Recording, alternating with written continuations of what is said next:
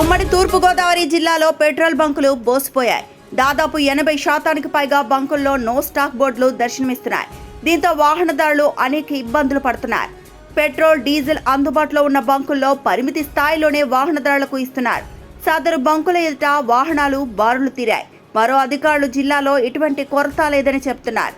ఎవరైనా బ్లాక్ మార్కెట్లో petrol, diesel విక్రయిస్తే కఠిన చర్యలు తప్పవంటున్నారు. తాజా పరిస్థితిని మా ఉమ్మడి తూర్పుగోదావరి జిల్లా కరెస్పాండెంట్ శ్రీధర్ ఫోన్లో వివరిస్తారు.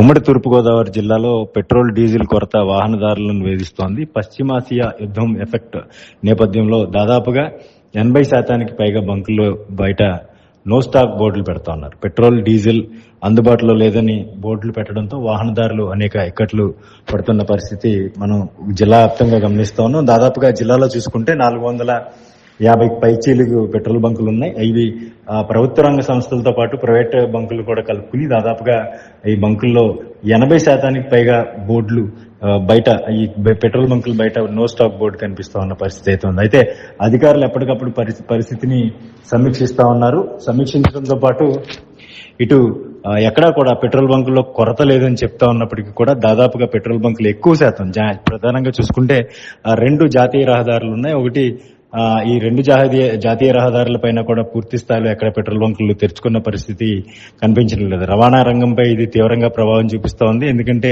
కాకినాడ పోర్టు కేంద్రంగా అనేక వాహనాలు రాకపోకలు సాగిస్తూ ఉంటాయి. ప్రతి నిత్యం వేలాదిగా ఇతర ప్రాంతాల నుంచి కాకినాడ రావడం కావచ్చు, లేదంటే కాకినాడ నుంచి ఇతర ప్రాంతాలకు సరుకు రవాణా చేసేటువంటి వాహనాలు భారీ ఎత్తున ఎక్కడికక్కడ డీజిల్ కొరతతో నిలిచిపోయిన పరిస్థితి. అయితే సాధారణంగా ప్రతిరోజు తిరిగేటువంటి సాధారణ ప్రజలకు కూడా పెట్రోల్ కొరత వేధిస్తా ఉంది. ఎందుకంటే ప్రతిరోజు 100 నుంచి 200 రూపాయలు పెట్రోల్ అయితే సాధారణంగా వినియోగిస్తూ ఉంటారు. కానీ పెట్రోల్ బంకుల్లోకి వెళ్తే 1 లీటర్ మాత్రమే 2 వీలర్ కి ఇస్తూ ఉన్న పరిస్థితి కనిపిస్తోంది. మరోవైపు లారీలు, ట్రాన్స్పోర్ట్ వాహనాలు మినహాయిస్తే రెగ్యులర్ గా తిరిగేటువంటి 2 వీలర్స్ తో పాటు కార్లకు సంబంధించి ప్రతి ఒక్క వ్యక్తి ఎవరు వెళ్ళినా గానీ మినిమం ఒక 2,000 నుంచి 3,000 రూపాయలు డీజిల్ గానీ పెట్రోల్ గానీ పోయించుకుంటూ ఉంటారు. కానీ ప్రస్తుతం పరిస్థితి చూస్తే 500 రూపాయలు పెట్రోల్ కార్లకు 500 రూపాయలు కొడతా ఉన్నారు.